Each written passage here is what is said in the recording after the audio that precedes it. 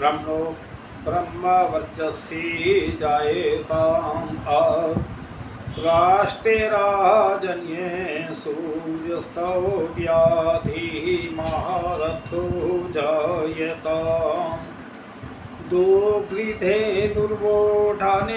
वानसो शक्ति प्रहन्दियो स जिष्णु यथेष्ट सभ्यो युवास्य यजमानस्य वीरो जायेताम् निकामेनैः पर्जन्यो वरस्तु फलवत्तेने औस्ते पंचक्तां यो वक्षि मुने कल्पिताम्। देखिए, आज मैं आर्य दर्शन पर चर्चा रखूंगा। आज श्री राम का जन्मदिन भी है, जो हम नवमी को मनाते हैं। प्रत्येक वर्ष के जो नौवा ये होता है नवरात्रा, नौवा दिन अमावस्या के बाद वो जो है श्री राम का जन्मदिन है। आज हम श्री राम की विशेषताओं का करेंगे कि हम राम को इतना आदर्श क्यों मानते हैं, उनमें क्या विशेषताएं थी, इसी पर चर्चा रहेगी। और देखिए, जब महाराज दशरथ व्रत हो गए और तब वो राज्य के योग्य नहीं रहे, तो तब उन्होंने सोचा कि भाई अब कोई राज्य के लिए कोई राजा नियुक्त किया जाए। तो ये छोटी मोटी बात नहीं है कि जो सारे विश्व की एक मीटिंग हुई अयोध्या में, सारे विश्व के जितने भी महान पुरुष थे, राजा थे, सभी आए और सब में प्रस्ताव रखा गया कि भाई मैं अब राज्य के काबिल नहीं हूँ, कोई राजा चुन लो। यहाँ महाराज दशरथ राम के लिए नहीं कह रहे, लेकिन वो ये है कि विश्व में ऐसा कोई व्यक्ति हो जो सही हो, संपन्न हो, सबसे उच्च कोटि का विद्वान हो और बलवान हो, क्षत्रिय हो और बाण विद्या सभी उसमें जो राष्ट्र की रक्षा कर सके, ऐसा राजा चुनो। तो उस समय देखिए भाई राम का तो विशेषता ही बहुत है। तो उस समय हमारे महर्षि नारद जी कितने स्वाध्यायशील थे और वो निम्न वर्णों से स्पष्ट है। तो उस समय जो नारद मुनि जी थे ना, जो इतिहास में हम पढ़ते हैं नारद मुनि जी खबर लाए, तो ये नारद मुनि जी कौन थे? जितने हमारे मीडिया है, पत्रकार है, सब नारद मुनि हैं। और नारद मुनि के पास तो विमान था, सारे विश्व की खबरें लाते थे। तो जब नारद मुनि जी से भी विचार किया, आज विश्व के अंदर कौन ऐसा प्रसिद्ध है जो इस विश्व का राजा हो, किसमें इतनी विशेषताएं हैं? तो उस समय महर्षि नारद कितने स्वाध्यायशील थे और वो कह रहे हैं, यह बात वर्णन है। नारद ने कहा, मैं ऋग्वेद, यजुर्वेद, सामवेद, अथर्ववेद, चार वेदों को जानता हूँ। और फिर कह रहे हैं, इनके अतिरिक्त इतिहास, पुराण और ब्राह्मण तथा कल्प आदि वेदों का वेद, व्याकरण तथा निरुक्त और पिंच, वायु ज्ञान, राशि, गणित विद्या, देव प्रकृति विज्ञान और निधि, भूगर्भ विद्या और वाक्य तर्क शास्त्र और एकायन और ब्रह्म विज्ञान और इंद्रिय विज्ञान और भक्ति शास्त्र, पंचस्तोत्र ज्ञान, धनुर्वेद, ज्योतिषशास्त्र, सर्प विद्या, दीप जन विज्ञान और सर्पों को वश में करने वाली गंधर्व विद्या को मैं जानता हूँ। इतना मैंने अध्ययन किया है। यह महर्षि नारद मुनि का स्वाध्याय था। तो नारद मुनि जी कहते हैं, देखिए, एक तो लोगों में ये भ्रांति है कि राम के होने से पहले रामायण लिख दी। देखिए, विश्व में किसी का इतिहास नहीं लिखा जाता कि कोई संतान तो आई नहीं और उसका इतिहास लिख जाए, ये भ्रांतियाँ हैं। और दूसरी भ्रांति यह है, लोग कहते हैं कि वाल्मीकि जो थे वो डाकू थे। देखिए, जो डाकू यहाँ कहते हैं कि वाल्मीकि वो 10वीं संतान थे प्रचेतस ऋषि की। मान लीजिए जो मेरा नाम है और आपके भी सभी के नाम हैं, एक गांव नगर में सैकड़ों लोग मिल जाएंगे एक गांव के, लेकिन गुण कर्म स्वभाव अलग है। तो ये प्रचेतस ऋषि की 10वीं संतान थी। ये तो ऋषियों की संतान थी, वेद पढ़े थे, सारे पढ़े थे। चलिए, तो जिसका अर्थ है इस समय वर्तमान काल में और अन्यत्र इससे भी स्पष्ट वर्णन है। तो फिर श्री राम कैसे थे? यहाँ नारद मुनि जी कहते हैं कि सारे विश्व के अंदर विमान थे, उनके पास विमानों में घूमा करते थे। तो श्री राम के राज सिंहासन पर आसीन होने के पश्चात महर्षि वाल्मीकि ने विचित्र पदों से युक्त काव्य की रचना की। जब विचार हो रहा था कि भाई अब कोई महाराज दशरथ राष्ट्र चलाने के काबिल नहीं है, वृद्ध हो गए, तो कोई राजा चुना जाए। तो उसमें सारा विश्व का सारे जो विद्वान बैठे हैं, तो उसमें कह रही फिर श्री राम अपने प्रति कितना कैसा स्वभाव था श्री राम का, उस समय जो नियुक्त करें। श्री राम अपने प्रति किए गए एक ही उपकार से संतुष्ट हो जाते थे और उनके प्रति सैकड़ों अपकार भी किए जाएं तो भी उनकी ओर ध्यान नहीं देते थे। कोई कितनी और गलती करे, एक भी उपकार किया तो श्री राम उसको ध्यान में रखते और उसका वो कैसे बदला चुकाऊं ये उसका मैं करूं।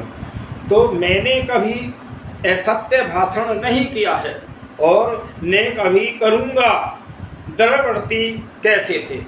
तो देखिए, बहुत दृढ़वर्ती राम थे और पिता के आज्ञाकारी थे और भाइयों के भी बड़े प्रेमी थे सभी, और माता सीता के भी जो बहुत हितैषी और परमो थे। तो यहाँ भगवान इस समय इस संसार में और गुणवान, शूरवीर, धर्मज्ञ, कृतज्ञ, सत्यवादी, दृढ़ प्रतिज्ञ कौन है? तो फिर यहाँ विचार आया, ऐसा व्यक्ति संसार में कौन है जो जिसके अंदर इतने गुण हों? तो फिर सदाचार से युक्त, सब प्राणियों का हित करने वाला, विद्वान, साम, धैर्यवान और प्रिय दर्शन कौन है? ऐसा विचार चल रहा था। तो उस समय नारद मुनि जी कहते हैं, धर्मयुक्त, काम, क्रोध आदि शत्रुओं का विजेता, क्रांति युक्त, ईर्षा तथा निंदा न करने वाला तथा युद्ध में क्रुद्ध होने पर देवताओं को भी भयभीत करने वाला कौन है?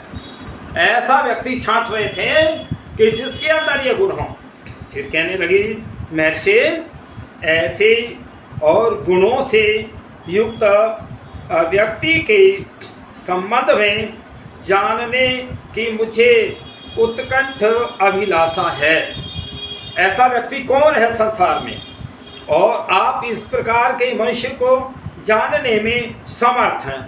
तो सभी जो सारा जितना मंत्रिमंडल था सब नारद मुनि कह रहे हैं कि आप सारे संसार में घूमते हैं, इतने गुण किसमें हैं वैसा आप भी हम बताओ, वो हम जो है राजगद्दी पर बैठाएं। तो यह सुन तीनों लोकों का वृत्तांत जानने वाले देव ऋषि नारद प्रसन्न होकर कहने लगे। तो तब देव ऋषि नारद कहते हैं कि हे मुने, आपने जिन बहुत से तथा दुर्लभ गुणों का वर्णन किया है, उनसे युक्त संतुष्ट मनुष्य के संबंध में सुनिए। मैं सोच विचार के पश्चात और कहता हूँ। तो तब जो है नारद मुनि जी कहने लगे, मैं बहुत सोच विचार के कहता हूँ कि इतने गुण जो है। फिर कहते हैं इक्ष्वाकु वंश में उत्पन्न राम नाम से तीनों लोग नाम से लोगों में विख्यात श्री रामचंद्र और नियत स्वभाव, मन को वश में रखने वाले और अति बलवान, तेजस्वी, धैर्यवान, जीतेंद्रिय। देखिए जीतेंद्रिय उसको कहते हैं, कोई कितनी भी सुंदर चीज देख करके मन जो है चलायमान ना हो, ऐसे थे श्री राम।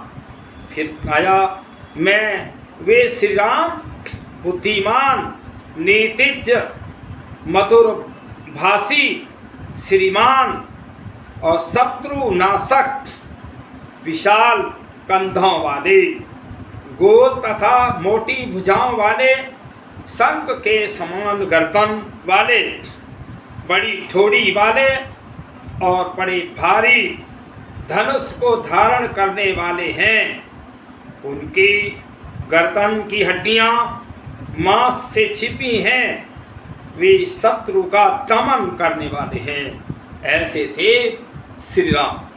फिर कहने लगे उनकी भुजाएं घुटनों तक लटकती हैं, उनका सिर सुंदर एवं सुशील है, माथा चौड़ा है, वे अच्छे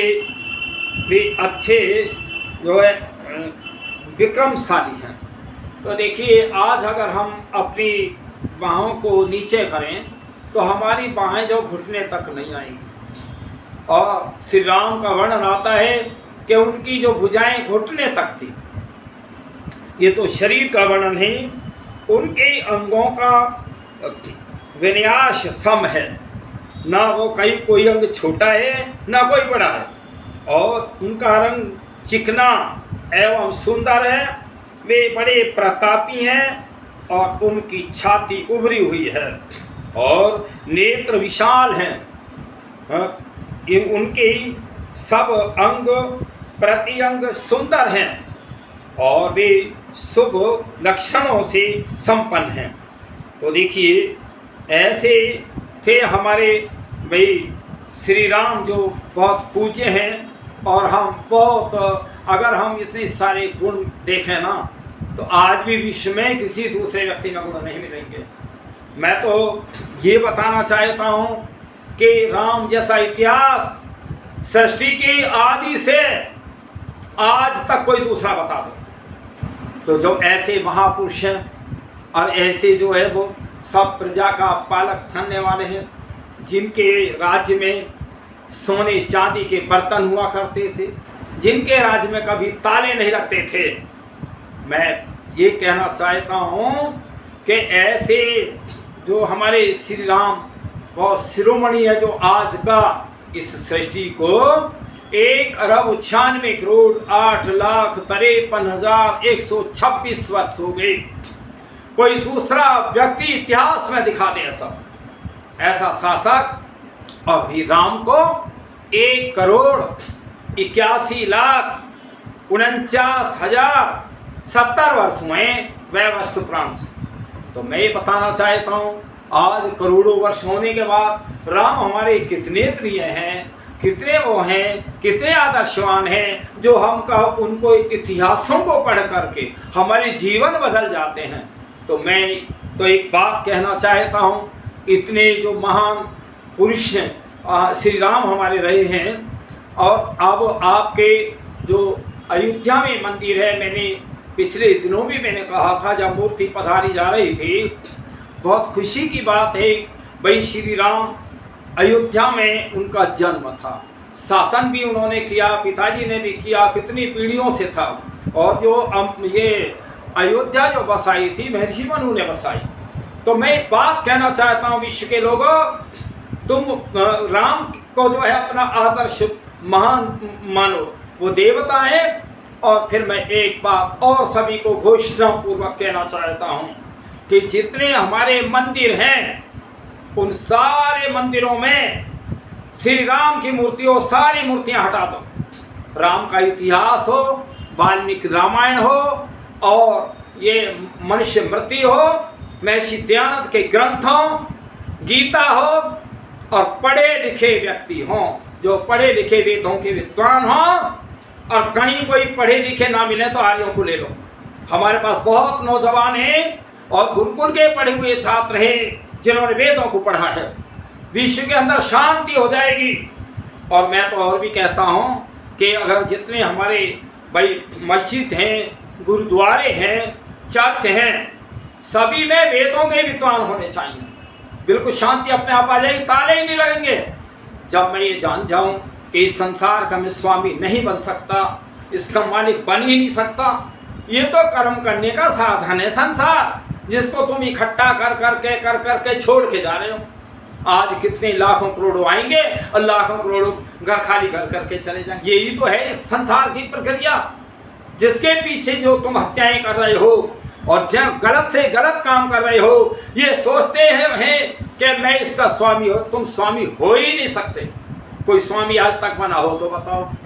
देखिए, जब ये विचारधारा राम के परिवार में थी, राम में थी, और पिताजी जो है भाई उन्होंने राज तिलक के लिए तैयारियां हो रही थी, आदेश दिया। और जब सारे वो जो विद्वानों का मंडल था कह दिया कि राम से श्रेष्ठ कोई नहीं है, तब उन्हें राज्य के लिए नियुक्त किया गया।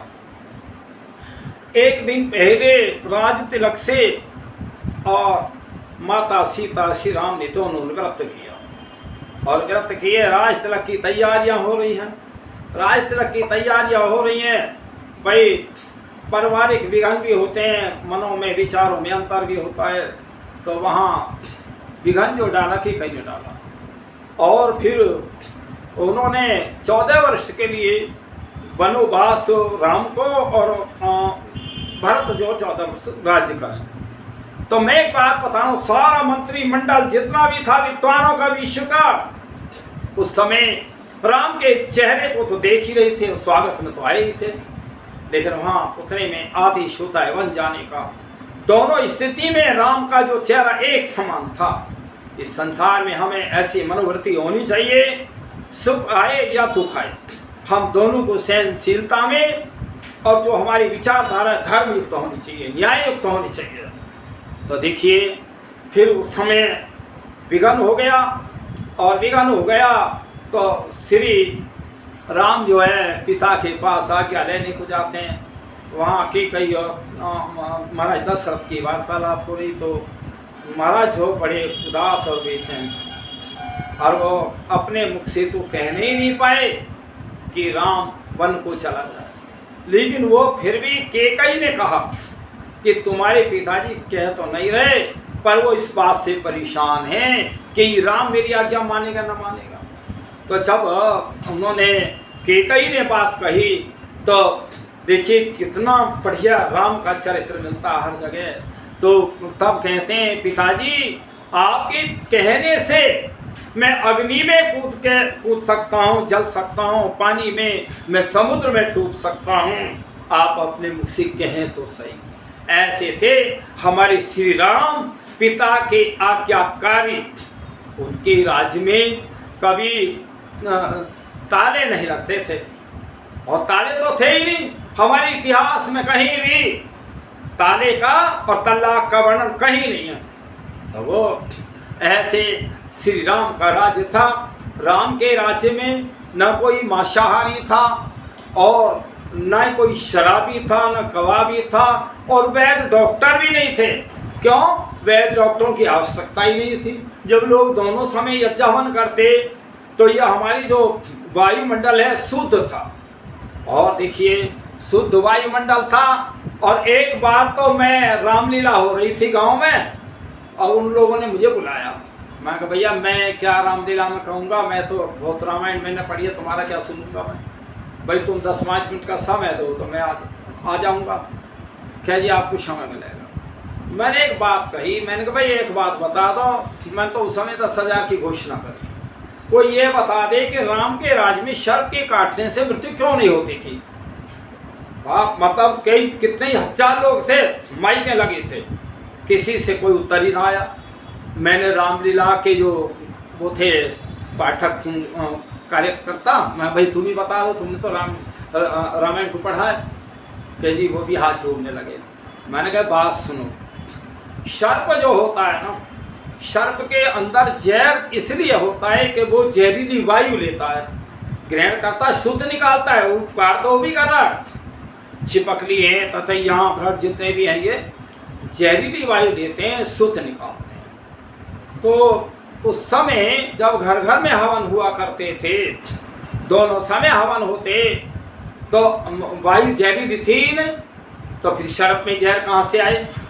फिर दूसरे उसमें आप देखना चाहते हैं, पानी वाले सर्प जो हैं उनमें भी जहर नहीं होता। तो कारण क्या है? आज तो हमारी जो वायु है सारी हमने बिगाड़ दी और इसको जहरीली बना दिया। ऐसा था श्री राम का राज्य, और राम के राज्य में किसी विधवा स्त्री का भी रुदन नहीं होता था। और कोई विधवा भाई पूरी आयु जीते थे। मनुष्य की आयु तो 400 वर्ष भी कहता है, और 100 वर्ष से तो कम कोई है ही नहीं। तो ऐसा था हमारे श्री मान जो राजा थे और श्री राम। मैं कहता हूँ दुनिया वालों, तुम सारे झमेले बंद कर दो और श्री राम को समझो, और श्री राम की जो राजनीति है, जिनकी उनकी उसके आधार पे सारे विश्व के लोग तुम राम को मान लो, बस शांति हो जाएगी विश्व में। तो ये तुम्हारा जो अलग अलग तुमने अपने धर्म मत और अपने दायरे बना रखे, कहीं जाति प्रादरी धर्म के नाम पे तुम केवल राजनीति कर रहे हो और कुछ भी ना, तुम कोई उपकार का तो कार्य नहीं कर रहे। इसलिए विचार करो, राम हमारे महापुरुष हैं और महापुरुष रहेंगे जब तक सूर्य चंद्रमा रहेगा, और तब तक जो है राम का नाम भी अमर रहेगा। इसलिए विचार करो वो राम कैसे थे। राम कभी अपने मुख से दोबारा नहीं कहते थे, और कभी वो जो बाण का जो निशाना था कभी दोबारा नहीं करते थे, निशाना फेल भी नहीं होता था। ऐसे थे श्री राम। एक बार उनकी वो साथ में तो भाई लक्ष्मण और सीता जी भी थी सब। तो सीता जी कहने लगी, हे नाथ, इन्होंने तुम्हारा क्या बिगाड़ा? तो उस समय श्री राम कहने लगे कई राक्षसों को मारा। तो श्री राम कहने लगे, मैंने प्रतिज्ञा की है पृथ्वी से दुष्ट राक्षस समाप्त करूंगा। ये सीता, मैं तुझे छोड़ सकता हूँ, लक्ष्मण को छोड़ सकता हूँ, पर मैंने जो ब्राह्मणों के सम्मुख प्रतिज्ञाएं की हैं मैं उसको वापिस नहीं ले सकता। तो मैं एक बात बता रहा हूँ संसार के लोगों, जो जितने भी लोग राजनीति में हो, मैं कहूँ महर्षि मनु की उसको पढ़ो, मनुस्मृति को, और जो तुम्हारे मंत्रिमंडल में सलाहकार हों वो वेदों के विद्वान रख लो, आर्यों को रख लो, आपको जो मार्ग दिशा सही मिलेगी। तो इसलिए ये भाई आर्य लोग सारी विचारधाराओं को जानते हैं, ऐसा नहीं है, लेकिन आर्य किसी के साथ गलत नहीं करता, किसी की हत्या नहीं करता, किसी को दुख नहीं देता, कभी आर्य झूठ नहीं बोलता, आर्य सत्य बोलता है। ऐसे ही हमारे राम जो थे सत्य प्रति व्रती थे, और भाई माता पिता भाइयों के बड़े वो प्रेमी थे। बड़े कमाल का इतिहास है, ऐसा इतिहास नहीं मिलता पृथ्वी पे जो राम का था। तो देखिए, अगर आज कहीं ऐसा हो जाए कि राज तरक्की तो बहुत तैयारियां हों और बहुत सारा जो धन सोना चांदी माता कौशल्या भी दान कर रही थी, और उस स्थिति में वन को जाना पड़ जाए, अगर आज किसी परिवार में ऐसा हो जाए, मैं कहता हूँ राज तो राज सारे यही नष्ट हो जाओगे तुम। और देखिए, इसमें एक बात और याद आ जाती है हमें कि श्री राम 4 भाई थे, 3 भाई और थे, एक आप थे। और जब वो वन को जा रहे हैं, भरत मनाने को जा रहे हैं और कह रहे हैं भैया तुम्हारा अधिकार है, पिताजी ने तुम्हें कहा है तुम राज्य करो, तो वहाँ भरत की बात को स्वीकार नहीं करते हैं राम, और कहते हैं पिता की आज्ञा है। और अपने उन्होंने वो जूते ही राज सिंहासन पर रखे ना कि कोई भरत ने भी राज्य किया। तो ऐसे थे हमारे श्री राम, और चारों भाइयों में कितना प्रेम था। और एक दूसरा में और उदाहरण देता हूँ, यह तो योगवाद का उदाहरण है मेरा। जब सतयुग था, योगवाद था, वेदों के विद्वान थे, गुरुकुली शिक्षा थी, ये वो है। और आप जो अभी वर्तमान में 100, 200, 300 वर्ष का और खूब उसमें फॉलो में आ रहा है, और वो कह रहे हैं औरंगजेब। और मैं बताना चाहता हूँ, औरंगजेब भी 4 भाई थे, 3 भाइयों को मरवा करके और गद्दी पर स्वयं बैठा, और पिता को भी जेल में डाल दिया। मैं अभी किसी वीडियो में डाला था, जब मैं कल सुन रहा था, तो उसने बहुत जो है और कह रहा भाई अब तो गर्मी पड़ने लगी है, साए या जेल के अंदर भैया पानी और बढ़ा दे। लेकिन वहाँ पानी के भी लिए पिता को तरसा दिया। ये भी एक राजनीति है।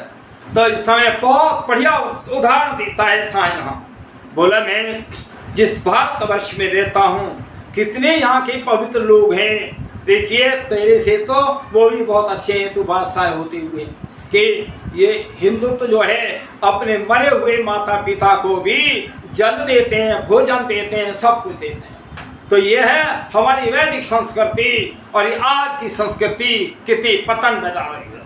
तो मैं तुम्हें बताना चाहता हूँ, राम राज्य लाना चाहते हो, और देखिए जितने भी तुम राम के कार्यकर्ता उपासक हो, संध्या प्रार्थना उपासना करते हो, पहले राम को रामायण को पढ़ो। सबसे बड़ी गलती क्या है, हम गुलामी के कारण रहे हैं, जो हमारे ग्रंथ थे उनमें मिलावटें की, और उनमें जो है बहुत कुछ मिलावटें क्या बार बार आता रहता है। राम की जब शादी हुई थी, सीता जी 6 वर्ष की थी, राम 13 वर्ष के थे। एक बात सुनो, वैदिक शास्त्रों में और अनादिकाल से कन्या का विवाह 18 वर्ष से कम का है ही नहीं, और कम से कम जो लड़के की शादी 25 वर्ष का। तो इसलिए मैं बताना चाहता हूँ, 18 वर्ष सीता जी की आयु, 25 वर्ष श्री राम की आयु थी। ऐसे बच्चों के शादियाँ नहीं होती थी जो आज जितना सारा विश्व के अंदर जो है एक तरह अधर्म और पाप हो रहा है। ना कोई बहन को छोड़ता, ना वो कई बार तो बड़ी शर्म आती है मैं यह वीडियो से कहूँ तो इसलिए ये अधर्म और पाप नहीं तो क्या है। जबकि हमारे शास्त्रों में तो ये है कि जो लड़की पिता के गोत्र की ना हो और माता की 6 पीढ़ियों में ना हो, उससे शादी करनी चाहिए। ये थी वैदिक संस्कृति। आज हम कहाँ जा रहे हैं, अपने आप नियम बना रहे हैं, अपने आप सब कुछ बना रहे हैं। तो ये विचार करो, वो राम कितने महापुरुष थे जिसका आज हम जन्मदिन मना रहे हैं। तो ऐसी राम को जो है परमात्मा से मैं तो प्रार्थना करता हूँ, हे प्रभु राम जैसी आत्मा फिर संसार में आए। ये जो सारा देश कुमार्ग पे जा रहा है, राम जैसी शक्तियाँ आएं, और जहाँ यहाँ फिर कैसे एक देवताओं का फिर निवास हो, देवता फिर आए। तो मैं अभी कह रहा था, तो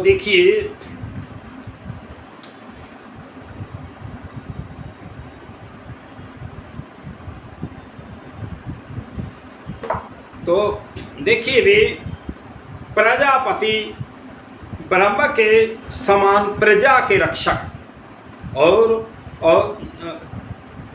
अति शोभावान सबके पोषक हैं। वे शत्रुओं का नाश करने वाले हैं। वे प्राणी मात्र के रक्षक और धर्म के और प्रवर्तक हैं। अपनी प्रजा पालन रूप धर्म के रक्षक, स्वजनों के पालक, वेद और वेदांगों के मर्मज तथा और धनुर्वेद में विषांत शास्त्र और शस्त्र और दोनों के प्रवीण हैं। और वे सब शास्त्रों के तत्वों को भली भांति जानने वाले, उत्तम स्मरण शक्ति से युक्त, प्रतिभाशाली, सूझबूझ, सर्व प्रिय, सज्जन और कभी दीनता न दिखाने वाले ऐसे थे श्री राम। जिस प्रकार नदियां समुद्र में पहुंचती हैं, उसी प्रकार उनके पास सदा सज्जनों का समागम रहता था। और वे आर्य हैं, और वे समदृष्टि वाले हैं, सदा प्रिय दर्शन हैं। वे सब गुणों की से युक्त और कौशल्या के आनंद को बढ़ाने वाले हैं। वे गंभीरता में समुद्र के समान, धैर्य में हिमालय के तुल्य, पराक्रम में विष्णु के सदृश, प्रिय दर्शन में चंद्रमा जैसे, और क्षमा में पृथ्वी की भांति, और क्रोध में काल अग्नि के समान, और दान देने में वो कुबेर हैं, महान, और सत्य भाषण में मानो दूसरे धर्म है। तो ये मैं कहता हूँ श्री राम के ऐसे गुण थे। आर्य शब्द में उदारता, आर्य कहते किसको हैं? इस संसार के लोगों, तुम सब आर्य बन जाओ, ऐसा कोई नहीं है। हमारे यहाँ दरवाजे बंद नहीं है, और तुम बहुत प्राचीन में लाखों करोड़ों वर्ष के बाद देखें तो तुम आर्यों की संतान ही तो हो। तुम्हारी जितने माता पिता साधु सन्यासी सब आर्य ही तो थे। तुम राम की संतान हो, राम आर्य थे। तो यहाँ आर्य की द्वारा है। आर्य शब्द में उदारता, नम्रता, श्रेष्ठता, सभ्यता, साहस, पवित्रता, दमा और दया और निर्बल संरक्षण, ज्ञान के लिए उत्सुकता, सामाजिक कर्तव्य पालन आदि सब उत्तम गुणों का समावेश ही हो जाता है। तो मानवीय भाषा में इससे और उत्तम कुछ हो नहीं सकता। ये आर्यों की वो है।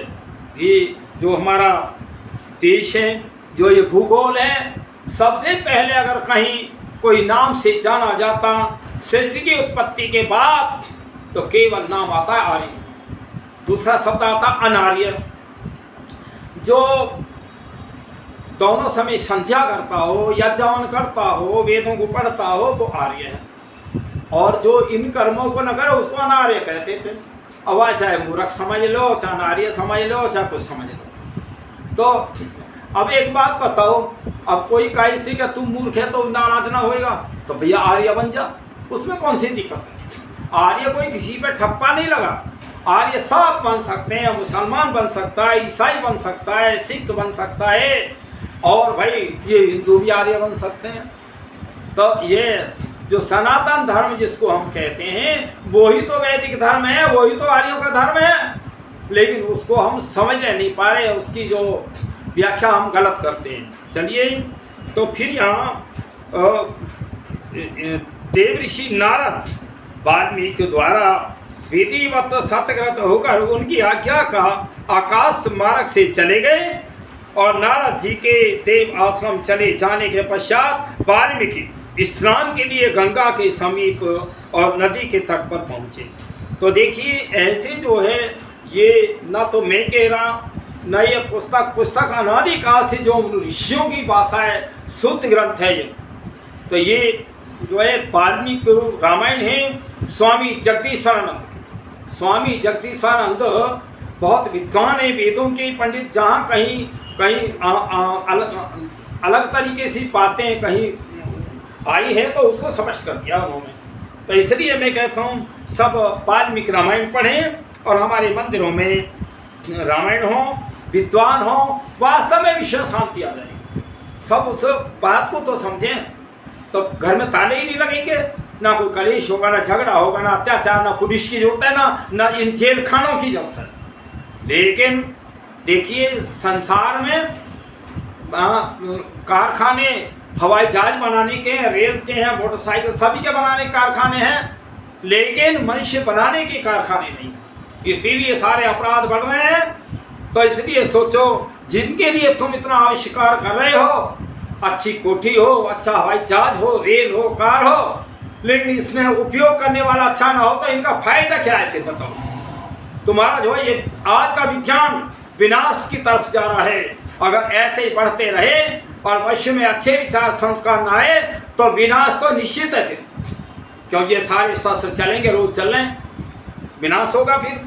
तो यहाँ राम काल में छोटे छोटे हवाई जहाज अनेक व्यक्तियों के पास होते थे।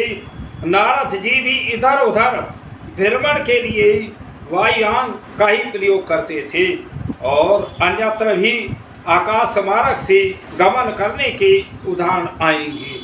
तो देखिए विमान ऐसे नहीं आज ही बने, तो ये नारद मुनि जी सारे विश्व में विमान से ही भ्रमण करते हैं। फिर आता है कवि भर उन कविता में परिभाषा करते हुए, यह घटना आगे आने वाली कथा के सूचक है। रावण के और श्री राम और सीता के जोड़े में फिर महर्षि वाल्मीकि के संबंध में लोगों में धारणा फैली है कि वे आरंभ में डाकू थे। तो डाकू थे, रामायण में तो उनके संबंध में यही घटना उपलब्ध है होती है।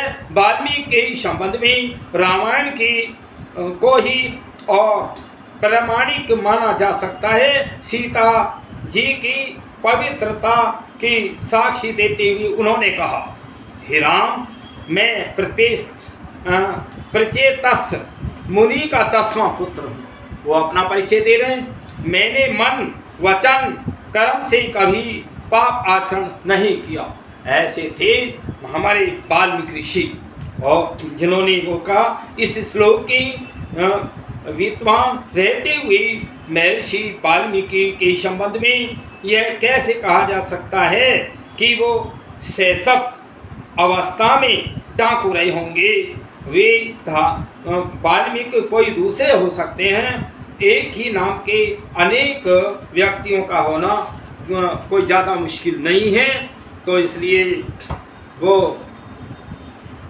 मैंने ये श्री राम के जन्म की चर्चा हम कर रहे हैं। तो देखिए जब सारा मंडल भूमंडल सारा घर परिवार राम के उसमें था, और वहाँ जब राज तिलक तो हुआ ना, और वन में जाने के लिए आदेश हुआ, तो दोनों उसमें स्थिति में राम ना अधिक प्रसन्नता में है और ना वन का आदेश होने पे उन्हें कोई दुख है न क्लेश।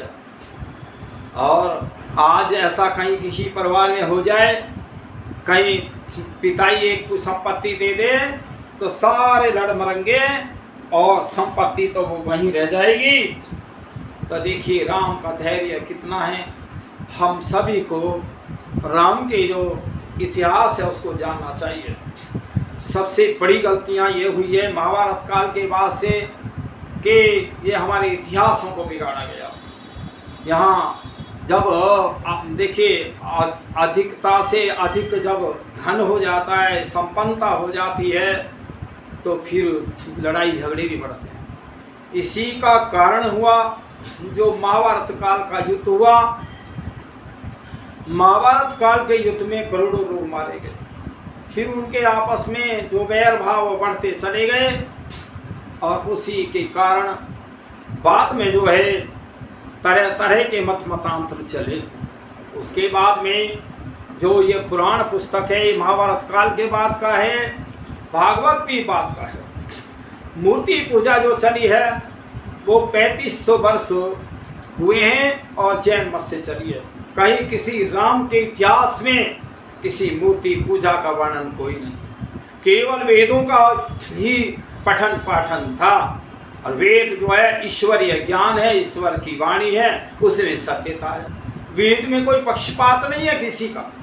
वेद तो ईश्वरीय ज्ञान है, सारे प्राणियों के लिए है। उसमें कोई धर्म मजहब की बात ही नहीं है। वेद तो अपने में है, और वैदिक धर्म है जो ईश्वरीय ज्ञान है, और उसमें काई का पक्षपात नहीं। लड़ाई झगड़े क्यों होंगे वेदों को पढ़ने से। तो उसके बाद में जो ये मूर्ति पूजा चली, ये चली है जैन मत से।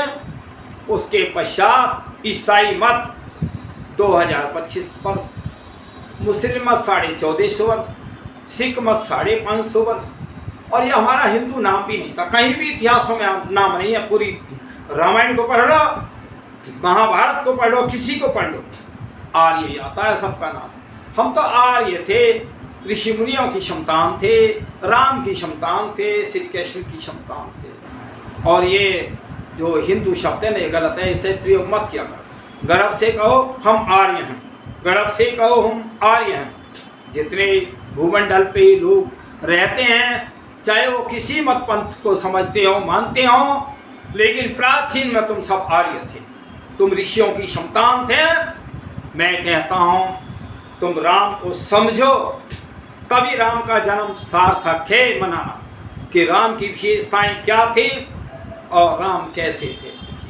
तो इसलिए एक विचार करो, जब आदेश तो राम को हुआ तो उस समय फिर जब सीता जी को पता लगा तो सीता जी भी तैयार हो गई कि मैं भी चलूँगी।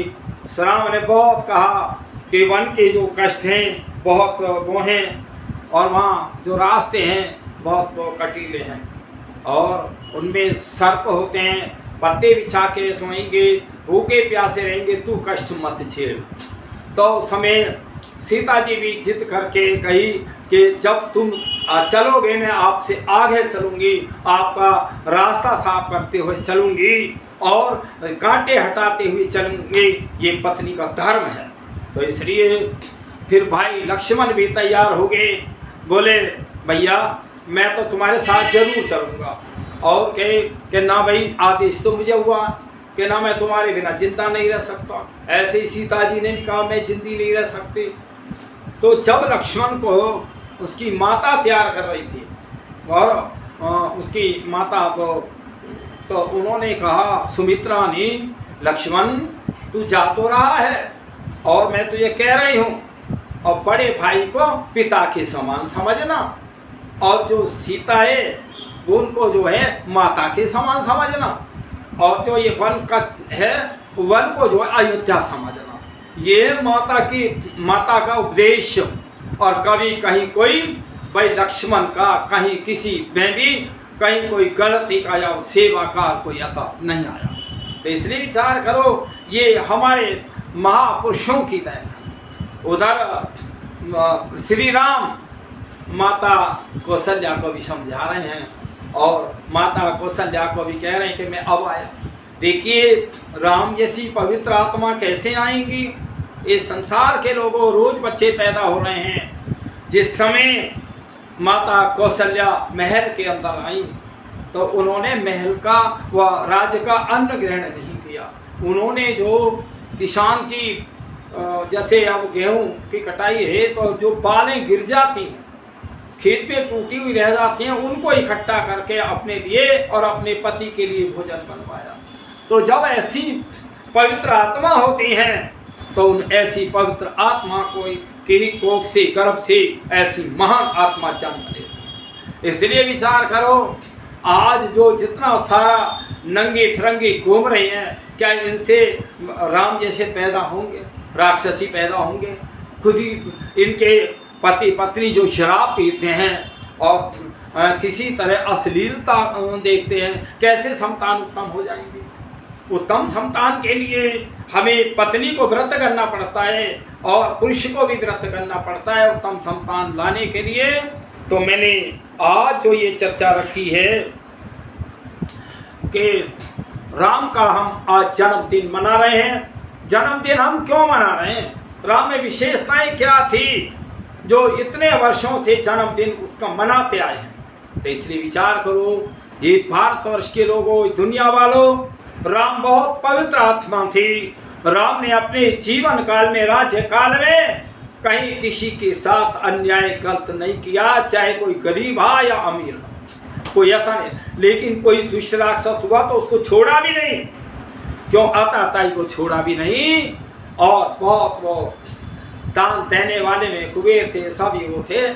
तो देखिए, वैसे तो मेरी तो पूरी रामायण मैंने पूरी गांव को सुनाई थी और अपने परिवार में भी सुनाई, मैं तो सुनाता ही रहता हूँ। तो इसलिए आज से जो है सब ये प्रतिज्ञाएं करें कि हम राम का जो है रामायण का स्वाध्याय करेंगे और जितने हमारे कार्यकर्ता हैं राजनीतिक में जो राम को मानते हैं वो रामायण को अवश्य ही पढ़ें। और जितने हमारे विश्व के अंदर मंदिर हैं सभी में रामायण को लागू कर दो, रामायण का सत्संग हो और रामायण भी ओरिजिनल हो। एक बार मेरे पास एक वन अधिकारी थे, उनके साथ में एक महिला आई, हॉलैंड से महिला आई और वो कह रही मैं 6 देशों में रामायण का प्रचार करती हूँ। मैंने बहुत मुझे खुशी भी हुई।